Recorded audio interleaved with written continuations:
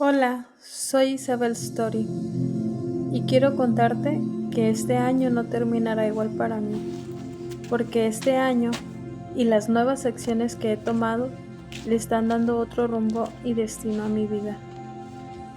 Le doy gracias a Dios porque Él me permite ver realmente las cosas que sí tienen valor, cuidarme y no olvidarme de mí, recordarme que también yo soy importante y cuidarme para los que siempre sin duda me acompañarán en cualquier circunstancia.